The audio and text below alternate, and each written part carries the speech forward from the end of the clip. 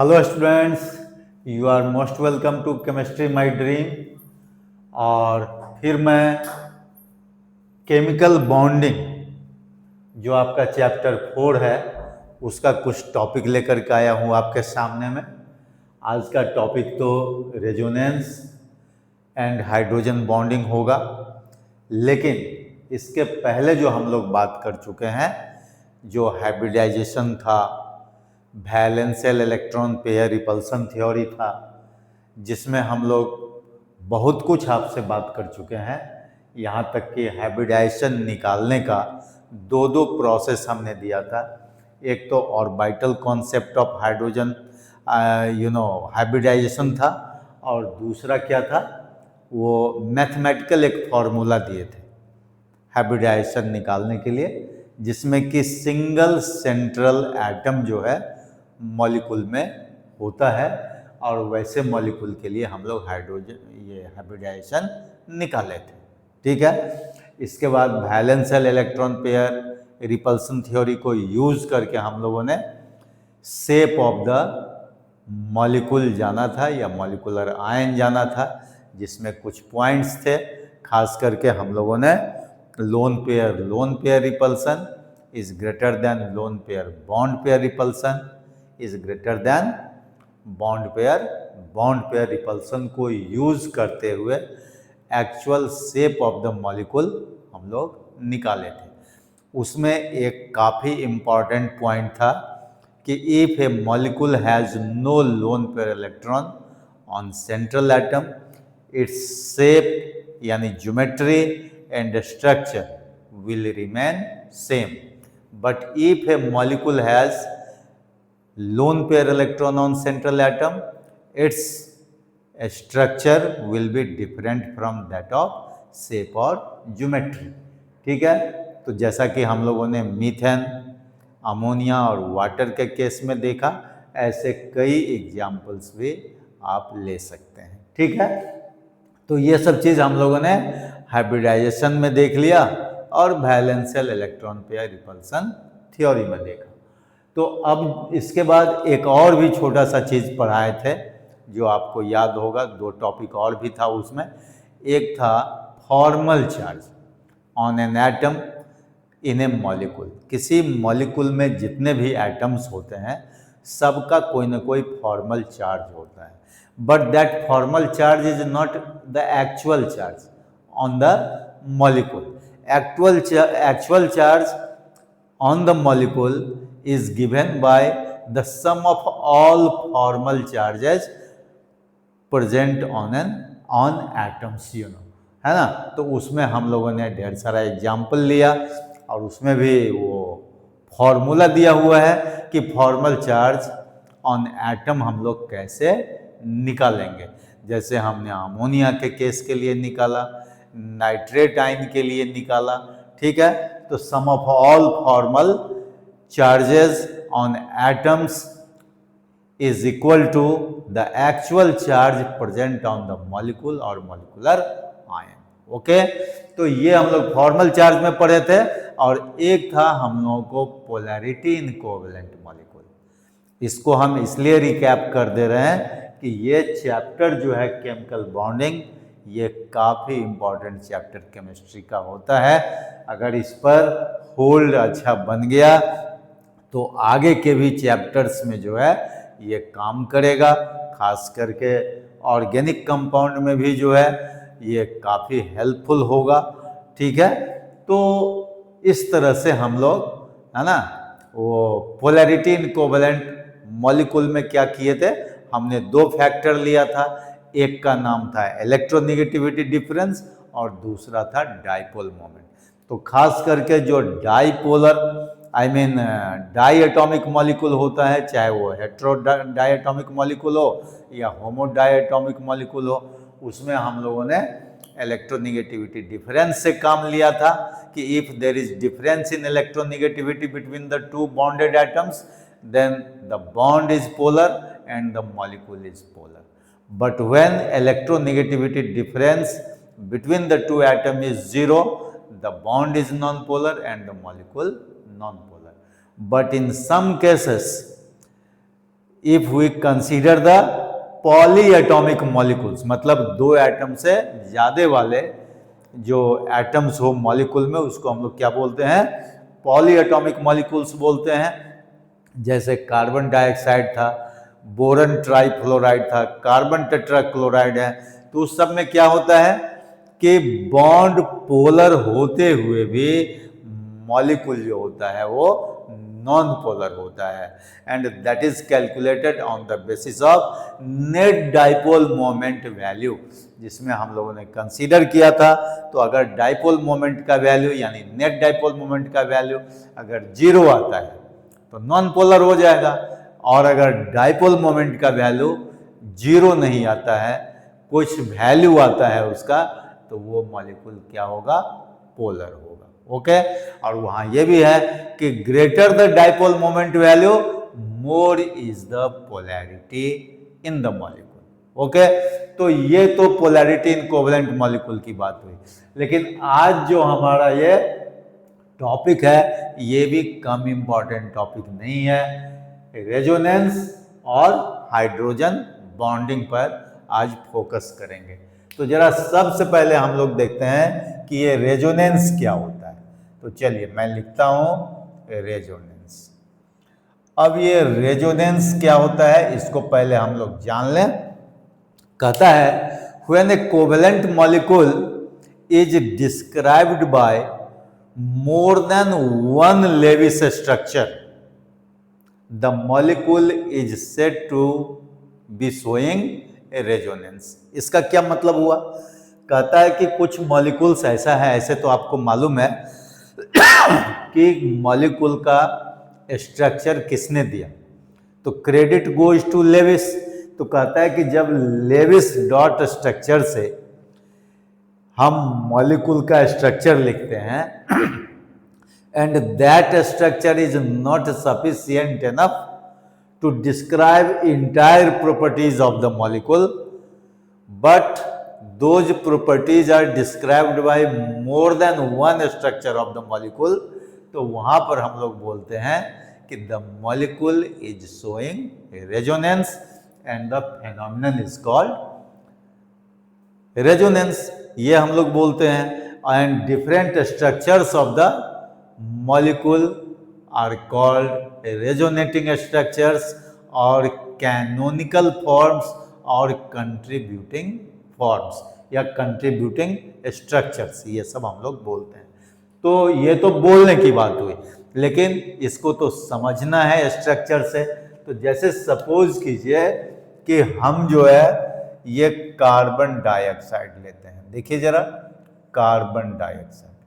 अब carbon dioxide का एक तो लेविस डॉट स्ट्रक्चर है ये, जिसमें आपको कार्बन ऑक्सीजन डबल बॉन्ड जो है इस तरह से बनता है, जो लीनियर शेप में होता है, जो हम लोग डिस्कस पहले कर भी चुके हैं। अब कहता है कि यहां पर देखिए 2 लोन पेयर इलेक्ट्रॉन है, ईच ऑक्सीजन पर, और कार्बन पर कोई लोन पेयर इलेक्ट्रॉन नहीं है। तो ये जो दिया हुआ है स्ट्रक्चर नंबर 1, ये दिया हुआ है लेविस का। लेकिन अब मान लीजिए आप जानते हैं कि oxygen is more electronegative than carbon, ठीक है। तो ये बॉन्डेड पेयर इलेक्ट्रॉन जो है, जो पाई बॉन्ड है, वो अगर अपनी ओर ऑक्सीजन खींच लेता है, ड्रॉ कर लेता है, अट्रैक्ट कर लेता है, तो ऑक्सीजन पर क्या हो जाएगा? नेगेटिव चार्ज डेवलप होगा, और कार्बन पर क्या होगा? पॉजिटिव चार्ज डेवलप होगा। लेकिन एट द सेम टाइम ये जो ऑक्सीजन पर 2 पेयर इलेक्ट्रॉन है, ये भी इस पॉजिटिव चार्ज कार्बन की तरफ क्या हो जाएगा? अट्रैक्ट हो जाएगा। तो इस तरह से अगर मान लीजिए कि अलग स्ट्रक्चर एक शो हो, तो उसको हम लोग तो दिखा पाएंगे ना। ये देखिए, ये यहां पर क्या हो जाएगा? सिंगल बॉन्डेड ऑक्सीजन होते हुए यहां पर जो है पेयर ऑफ इलेक्ट्रॉन बढ़ जाएगा, क्योंकि एक पेयर इलेक्ट्रॉन इस पाई बॉन्ड से इधर गया है, तो ये माइनस चार्ज हो जाएगा।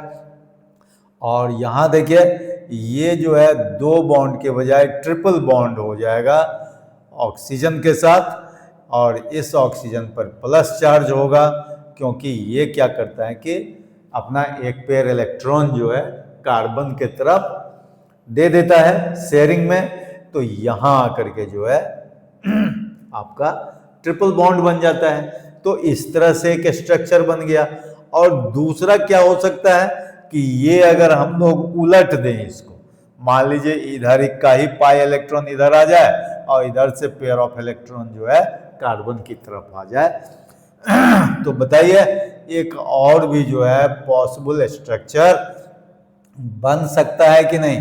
तो हम लोग जो है यहाँ पर इस तरह से भी इसका जस्ट जो है रिवर्स करके हम लोग बना सकते हैं। और ये क्या हो जाएगा बताइए, यहाँ पर जो है दिखा दें हम लोग, ये देखिए 3 पेयर यहाँ हो जाएगा और एक पेयर इलेक्ट्रॉन इस ऑक्सीजन पर बच जाएगा। तो इस तरह से ये स्ट्रक्चर नंबर 1 हो गया, ये स्ट्रक्चर नंबर 2 हो गया और ये स्ट्रक्चर नंबर 3 हो गया। तो आप देख रहे हैं कि properties of carbon dioxide are described by all 3 structures, you know, है ना, structure number 1, structure number 2, structure number 3। तो इस समय हम लोग बोलेंगे कि carbon dioxide is showing resonance and various structures of carbon dioxide are called resonating structure. तो यहाँ कितने रेजोनेटिंग स्ट्रक्चर्स हो गए? 3 रेजोनेटिंग स्ट्रक्चर हो गए। लेकिन अब क्या है, कहता है कि एक्सपेरिमेंटली ये देखा गया है कि कार्बन ऑक्सीजन बॉन्ड लेंथ जो होता है वो इक्वल होता है। इक्वल होता है तो इसका मतलब है कि इस सबों का एक जो है इक्विवेलेंट स्ट्रक्चर क्या बनता है बताइए। कार्बन ऑक्सीजन बॉन्ड इस तरह से बनेगा और एक एक हम लोग डॉटेड लाइन इस पर डाल देंगे, तो इसका नाम होता है रेजोनेंस हाइब्रिड। क्या नाम होता है? Resonance hybrid. तो कहता है कि ये जो रेजोनेंस हाइब्रिड है, this is the most stable form, मतलब this has lower amount of energy, क्योंकि एनर्जी कम होगा तो स्टेबिलिटी बढ़ जाएगा in comparison to all the canonical forms, या any of the canonical form बोल सकते हैं, चाहे any of the resonating structure. उस सब से ज्यादा स्टेबिलिटी किसका होता है? रेजोनेंस हाइब्रिड का होता है। इसीलिए बोला जाता है कि इसके जो रेजोनेंस स्ट्रक्चर्स होते हैं डिफरेंट, वो क्या होते हैं? हाइपोथेटिकल होते हैं, है ना। Real structure is resonance hybrid. ठीक है, तो इस तरह से जो है हम लोग इसको रेजोनेंस को शो करते हैं। किसके लिए? कार्बन डाइऑक्साइड के लिए। उसी तरह से कभी कभी जैसे मान लीजिए कि और भी एग्जाम्पल आप ले सकते हैं। सपोज कीजिए ओजोन मॉलिक्यूल है, तो ओजोन के लिए आप जानते हैं कि ये O हो जाएगा, ये डबल बॉन्ड है और ये आपका कोऑर्डिनेट बॉन्ड के जैसा है ना, क्योंकि 6 इलेक्ट्रॉन है इस ऑक्सीजन पर, तो 2 इधर शेयर किया, 2 इसको दे दिया और 2 जो है इलेक्ट्रॉन लोन पेयर के रूप में दिख रहा है। ठीक है, तो इसका जब आप रेजोनेंस स्ट्रक्चर ड्रॉ करेंगे तो फिर क्या हो जाएगा? ये पलट जाएगा और इस तरह से जो है आपका जो है देखने को मिल जाएगा। जब आप क्या करेंगे, फिर से ट्रांसफर ऑफ इलेक्ट्रॉन एक प्लेस से दूसरे प्लेस पर करेंगे, तो ये फिर से इस तरह का बन जाएगा। ठीक है, और ये जो है देखिए इसका भी क्या हो जाएगा? एक रेजोनेंस हाइब्रिड हो जाएगा, जिससे पता चलेगा कि ऑल ऑक्सीजन ऑक्सीजन बॉन्ड जो है वो क्या है? सेम है ना। तो ये हो जाएगा रेजोनेंस हाइब्रिड। और इसका भी ये 1 हो गया, ये 2 हो गया और ये 3 हो गया। तो थर्ड जो है आप चाहें तो, या नहीं तो इसको आप रेजोनेंस हाइब्रिड बोल दीजिए, रेजोनेंस हाइब्रिड। ठीक है। तो ओजोन के भी दो स्ट्रक्चर हैं, रेजोनेंस स्ट्रक्चर, और एक जो है वो रेजोनेंस हाइब्रिड होता है। तो आपको रेजोनेंस स्ट्रक्चर ड्रॉ करने के लिए पूछता है। अब इस रेजोनेंस स्ट्रक्चर में दो तीन बातें सामने आती है, और वो क्या चीज है, कहता है कि conditions for a molecule to show resonance. जैसे सपोज कीजिए, आयंस वाला तो हम लोग एक भी नहीं लिए हैं, तो मान लीजिए हम लोग नाइट्रेट आयन ले रहे हैं, तो नाइट्रेट आयन का भी जो हमने स्ट्रक्चर ड्रॉ किया था फॉर्मल चार्ज के लिए, तो आप इसको रेजोनेंस के लिए भी ड्रॉ कर सकते हैं। देखिए, तो ये जो है लोन पेयर ऑफ इलेक्ट्रॉन, अगर आप चाहें, आप जानते हैं कि वो इलेक्ट्रॉन का ही क्या हो जाता है, शिफ्टिंग होता है एक प्लेस से दूसरे प्लेस पर, है ना। और एटम का शिफ्टिंग नहीं होता है, एटम ज्यों का त्यों अपनी जगह पर होता है। इस रेजोनेंस में देखने में लगता है कि ये इधर उधर शिफ्ट हो रहा है, but in fact it does not happen. ठीक है। तो यहां पर मान लीजिए ये ऑक्सीजन माइनस हो जाएगा, तो फिर यहां जो है ये डबल बॉन्ड हो जाएगा, और ये जो है आपका फिर से कोऑर्डिनेट बॉन्ड बन जाएगा, और ये जो है एक और जो है शो हो सकता है। ये देखिए कैसे होगा, ये फिर ये ऑक्सीजन हो गया, और ये जो है आपका कोऑर्डिनेट बॉन्ड वाला हो गया, और ये डबल बॉन्ड वाला हो गया। तो इनफैक्ट होता क्या है, ये मैं आपको थोड़ा सा डिटेल में बता दूं, क्योंकि क्या होता है ना कि बुक से सारा चीज क्लियर नहीं हो पाता है। देखिए जरा मैं आपको ये बता देता हूँ, यहाँ आपका इलेक्ट्रॉन ऑलरेडी है ही। देखिए, तो कहता क्या है इसमें,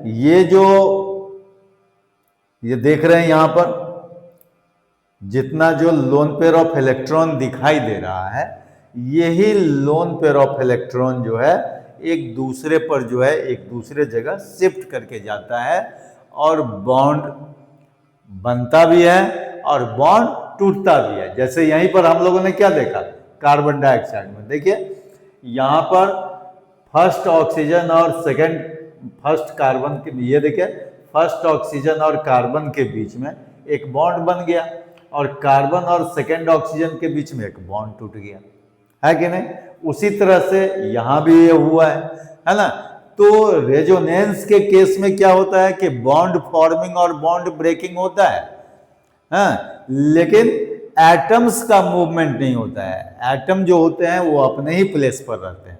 मूवमेंट किसका होता है, इलेक्ट्रॉन का मूवमेंट होता है, कि पेयर ऑफ इलेक्ट्रॉन एक जगह से दूसरे जगह जाता है तो वो बॉन्ड फॉर्म हो जाता है, या बॉन्ड से पेयर ऑफ इलेक्ट्रॉन जो है कहीं जाता है तो वो बॉन्ड टूट जाता है ना। तो ये सब बहुत बड़ी बात है, इसको समझना चाहिए। ये आपको स्पेशल फीचर्स ऑफ रेजोनेंस में मिल जाएगा। इसके बाद होता है conditions for a molecule to show resonance. तो उसके लिए याद रखिएगा कि उस मॉलिक्यूल में एटलीस्ट वन मल्टीपल बॉन्ड होना चाहिए, चाहे वो डबल बॉन्ड हो या ट्रिपल बॉन्ड हो, तभी जाकर के वो रेजोनेंस शो होगा। नहीं तो सिंगल बॉन्डेड एटम में, है ना, रेजोनेंस जनरली शो नहीं होता है। ठीक है। तो ये जो है आपका रेजोनेंस का कॉन्सेप्ट हो गया। ठीक है। अब रेजोनेंस का एडवांटेज क्या है वो भी हम आपको बतलाते हैं। उसके लिए आप क्या करेंगे, दो तीन पॉइंट नोट कर लीजिए रेजोनेंस के लिए, है ना। और वो एडवांटेज क्या है, कहता है कि रेजोनेंस से स्टेबिलिटी कैसे मालूम होता है वो देखिए। इसमें कुछ पॉइंट है, कहता है कि greater the number of resonance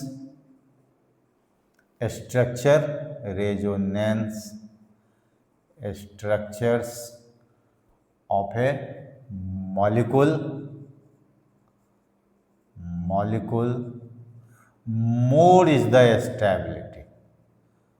more is the stability, ये बहुत इंपॉर्टेंट चीज है।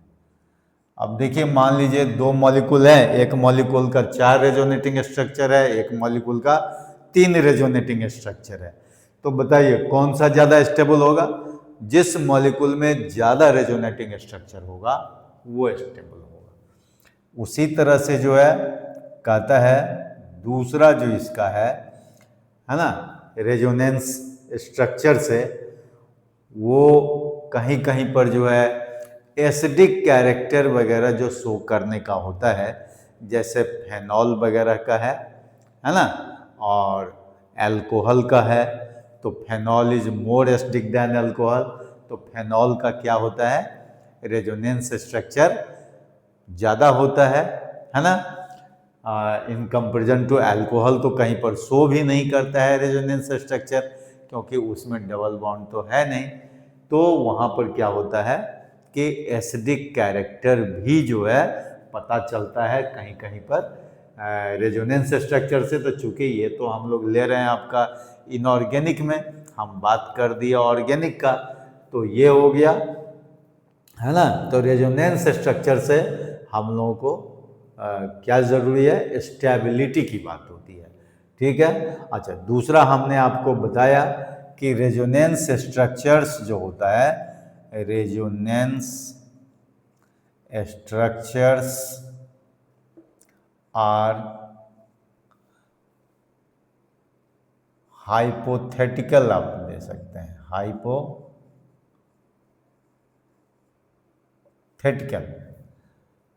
बट a resonance hybrid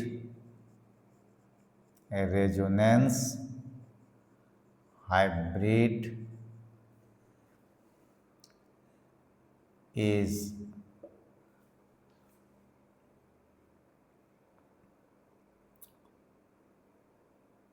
आप रियल लिख सकते हैं कुछ देर के लिए, एक्चुअल लिख सकते हैं। रेजोनेंस हाइब्रिड इज एक्चुअल, ये लिख सकते हैं। जैसा कि हमने आपको बताया कि रेजोनेंस हाइब्रिड जो होता है that is associated with less amount of energy, that means more stability in comparison to any of the resonating structure of the molecule. तो इस तरह से रेजोनेंस के बारे में हम लोग कॉन्सेप्ट ले लेते हैं। इसके बाद जो हमारा है वो होता है हाइड्रोजन बॉन्डिंग। बहुत ही इंपॉर्टेंट टॉपिक है, जरा इसको हम लोग देख लें। तो ये है आपका हाइड्रोजन बॉन्डिंग। अब देखिए हाइड्रोजन बॉन्डिंग क्या होता है और हाइड्रोजन बॉन्ड क्या होता है, ये चीज देख लीजिए। कहता है कि when hydrogen is covalently bonded with a more electronegative element, more electronegative element such as, देखिए, फ्लोरीन, ऑक्सीजन एंड नाइट्रोजन, ये तीनों एलिमेंट जो है हाई इलेक्ट्रोनेगेटिव वाला एलिमेंट है, ठीक है। तो कहता है कि when hydrogen is covalently bonded to a more electronegative element such as fluorine, oxygen, nitrogen. तो आप इस तरह से दिखा सकते हैं, HF हो, HO हो या HN हो। इस तरह का बॉन्डिंग अगर कहीं एग्जिस्ट होता है किसी मॉलिक्यूल में, तो उस मॉलिक्यूल में एक और स्पेशल इंटरेक्शन जनरेट होता है and that special interaction is hydrogen bonding. तो यहां लिखेंगे स्पेशल इंटरेक्शन, या प्रॉपर्टी भी यहां दे सकते हैं कुछ देर के लिए, है ना। Special property exists as hydrogen bond और हाइड्रोजन बॉन्डिंग, ठीक है। लेकिन याद रहे कि hydrogen must be covalently bonded with a high electronegative element such as FON। कभी लोग फॉन के नाम से याद रख लेते हैं इसको, ठीक है। तो इसको हम लोग बोलते हैं हाइड्रोजन बॉन्डिंग। अब हाइड्रोजन बॉन्डिंग जो होता है ये दो तरह के होते हैं। कहता है कि this hydrogen bonding is of two types. पहला होता है intermolecular hydrogen bonding. Intermolecular hydrogen bonding. अब कहता है कि ये इंटरमॉलिक्यूलर हाइड्रोजन बॉन्डिंग क्या होता है? When hydrogen bonding occurs in neighbouring molecule of the same और different compound, that is called intermolecular hydrogen bonding. अब जैसे देखिए हम लोग HF ले लेते हैं, सपोज कीजिए वी कंसीडर HF मॉलिक्यूल। अब HF मॉलिक्यूल में हम लोग क्या देखते हैं, देखिए ये HF बॉन्ड है, HF बॉन्ड है, HF बॉन्ड है, इस तरह से जो है हम लोग देख रहे हैं, है ना, सिंगल कोवलेंट बॉन्ड है। लेकिन ये बगल वाले HF इसके क्या कहलाते हैं? नेबरिंग मॉलिक्यूल कहलाते हैं। If we consider 1 mole of HF molecule, that means how many molecules we are going to consider? That means Avogadro number of molecule, that means 6.022 into 10 to the power 23 molecules of hydrogen, उसमें molecules of hydrogen fluoride। तो हम लोग कितना consider कर रहे हैं बताइए? इसमें 3 ठो 4 ठो ले रहे हैं, हमारे पास में तो ढेरों अरबों खरबों HF मॉलिक्यूल्स हैं, तो इसमें 3 ठो मॉलिक्यूल हम कंसीडर कर रहे हैं। तो देखिए ये जो मोर इलेक्ट्रोनेगेटिव एलिमेंट फ्लोरीन है और हाइड्रोजन जो नेबरिंग है, इसके बीच में हम देखिए डॉटेड लाइन दे रहे हैं।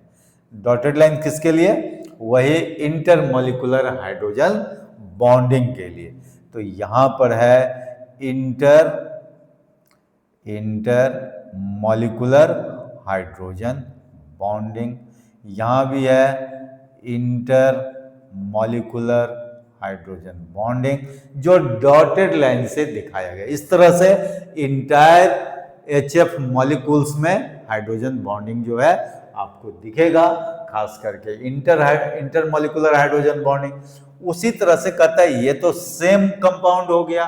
अगर हम डिफरेंट कंपाउंड लेते हैं, मान लीजिए हमने ले लिया NH3 प्लस H2O ले लिया, इस दोनों को मिला दिया, तो बताइए हाइड्रोजन बॉन्डिंग किस तरह से दिखाएंगे?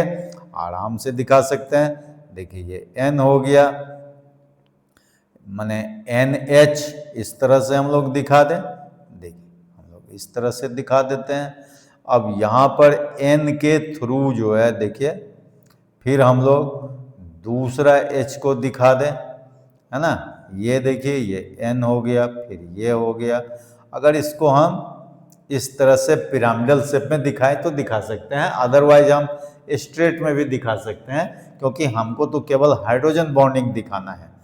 अब देखिए यहाँ पर ये जो हाइड्रोजन है, इस हाइड्रोजन का अटैचमेंट वाटर मॉलिक्यूल के ऑक्सीजन से कर दीजिए, और वाटर का और जो 2 हाइड्रोजन अपना एक्चुअल है वो आप दिखा दीजिए। देखिए इस तरह से क्या है, अमोनिया के बीच में भी है, अमोनिया वाटर के बीच में है, और आप कहेंगे तो वाटर के भी बीच में जो है आपका हाइड्रोजन बॉन्डिंग देखने को मिलेगा। देखिए जो भी नेबरिंग हाइड्रोजन और मोर इलेक्ट्रोनेगेटिव एलिमेंट है, उसमें हमने डॉटेड लाइन से हाइड्रोजन बॉन्डिंग दिखाया है। तो जितने भी डॉटेड लाइन दिए हुए हैं सब के सब क्या है? इंटरमॉलिक्यूलर हाइड्रोजन बॉन्डिंग है। तो यहां पर इंटरमॉलिक्यूलर हाइड्रोजन बॉन्डिंग किस में है? डिफरेंट कंपाउंड में है, लेकिन नेबरिंग मॉलिक्यूल के ही बीच में, ठीक है, और ऊपर में सेम कंपाउंड में है। तो इंटरमॉलिक्यूलर हाइड्रोजन बॉन्डिंग सेम में भी हो सकता है और डिफरेंट कंपाउंड में भी हो सकता है, लेकिन याद रहे कि वो जब भी होगा तो नेबरिंग मॉलिक्यूल के बीच में होगा। और दूसरा जो है आपका वो है इंट्रामॉलिक्यूलर हाइड्रोजन बॉन्डिंग। क्या है? Intramolecular hydrogen bond. अब इंट्रा का मतलब हो जाता है सेम हो जाता है। इंट्रा मॉलिक्यूलर हाइड्रोजन बॉन्डिंग के लिए हम लोग एग्जाम्पल ले लेते हैं। देखिए इसके लिए ये देखिए आप एक फिगर ड्रॉ कीजिए, ऑर्थो नाइट्रोफेनॉल ले दीजिए। अब ऑर्थो नाइट्रोफेनॉल क्या होता है, देखिए यहाँ पर मान लीजिए OH दे दिए आप, ठीक है, और यहाँ पर देखिए नाइट्रो ग्रुप दे देना होगा।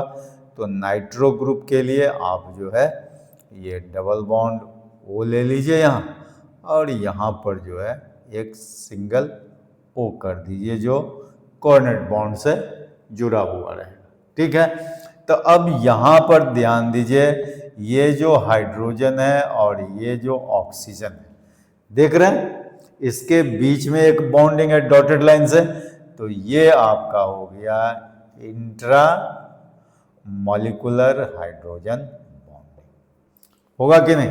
तो ये सेम मॉलिक्यूल में है, माने सेम कंपाउंड में, और ये किस में हो गया, नेबरिंग मॉलिक्यूल में है। इसमें सिंगल मॉलिक्यूल में है, इसमें नेबरिंग मॉलिक्यूल में है। तो इसको हम लोग बोलेंगे इंट्रा मॉलिक्यूलर हाइड्रोजन बॉन्डिंग। अब दोनों का कैरेक्टरिस्टिक्स जो होता है अलग अलग होता है, तो वो हम लोग जरूर जान लें, जरा 2-4-5 मिनट में उसको भी हम लोग देख लें। तो कहता है कैरेक्टरिस्टिक्स ऑफ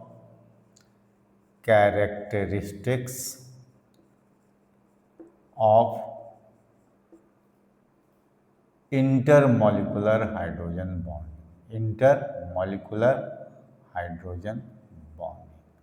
इसका कैरेक्टरिस्टिक क्या है, कहता है कि जिस मॉलिक्यूल में इंटरमॉलिक्यूलर हाइड्रोजन बॉन्डिंग होगा उस मॉलिक्यूल का देखिए कहता है कि solubility in water, solubility in water increases, मतलब वो क्या होगा, वाटर में काफी जो है डिसॉल्व करेगा, तो solubility इन वाटर इंक्रीजेज। दूसरा कहता है कि उसमें क्या हो जाएगा, एसोसिएशन प्रॉपर्टी होगा, मतलब एसोसिएशन प्रॉपर्टी। अब एसोसिएशन प्रॉपर्टी का मतलब क्या हुआ, कहने का मतलब मोर मॉलिक्यूल्स एग्रीगेट टुगेदर या come closer to each other, है ना, with the help of intermolecular hydrogen bonding. तो उसको हम लोग बोलते हैं एसोसिएशन प्रॉपर्टी, ठीक है। तो एसोसिएशन प्रॉपर्टी बढ़ने से क्या हो जाता है, उसका मेल्टिंग पॉइंट और बॉइलिंग पॉइंट हाई हो जाता है।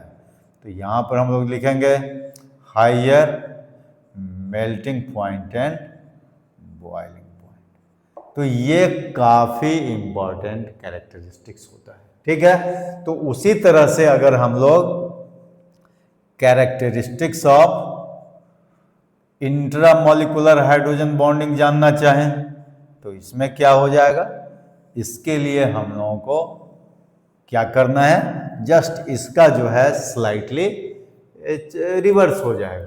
जैसे मान लीजिए कि पहला क्या है, solubility of water, solubility in water increases, तो सॉल्युबिलिटी क्या हो जाएगा, कंपैरेटिवली वाटर में डिक्रीज करेगा।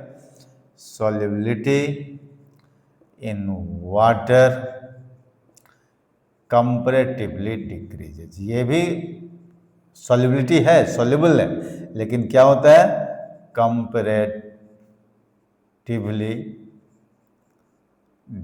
डिक्रीजेज, ठीक है। तो ये सॉल्युबिलिटी की बात हुई। दूसरा एसोसिएशन प्रॉपर्टी की जगह क्या हो जाएगा, डिसोसिएशन प्रॉपर्टी, इसमें हो जाएगा डिसोसिएशन प्रॉपर्टी। कहने का मतलब अगर हम वोलेटिलिटी की बात करते हैं तो ये मोर वोलेटाइल होगा, कहने का मतलब ये होगा मोर वोलेटाइल, और यहाँ पर क्या हो जाएगा, लेस वोलेटाइल, क्योंकि एसोसिएशन प्रॉपर्टी है तो ये हो जाएगा लेस वोलेटाइल, ठीक है। और थर्ड जो है higher melting and boiling point होगा, तो ये हो जाएगा lower melting point and boiling point. तो इस तरह से हम लोग जो है ना, हाइड्रोजन बॉन्डिंग भी पढ़ लिए, और हाइड्रोजन बॉन्डिंग पर ढेर सारा जो है आपका रीजनिंग बेस्ड क्वेश्चन आएगा। जैसे देख लीजिए, सिंपली एक क्वेश्चन पूछेगा कि H2O is liquid while H2S is gas at room temperature, why? तो इसके लिए क्या हो जाएगा, H2O में क्या है, इंटरमोलिकुलर हाइड्रोजन बॉन्डिंग है, लेकिन H2S में कोई हाइड्रोजन बॉन्डिंग नहीं है। This is the reason that H2O is liquid while H2S is gas. तो ऐसे ऐसे ढेरों क्वेश्चंस जो होंगे वो हाइड्रोजन बॉन्डिंग पर होंगे, जो कलेक्ट करके हम आपको अपने केमिस्ट्री माई ड्रीम जो है, जो मेरा न्यू चैनल है, इसमें हम सेंड कर देंगे और आप उस पर प्रैक्टिस कर लेंगे, और फिर अपने ड्रीम को बनाए रखिए और हमसे जुड़े रहिए। आपका कोई प्रॉब्लम भविष्य में होने वाला नहीं है केमिस्ट्री में, खास करके 11-12 में। Okay, thank you, all the best.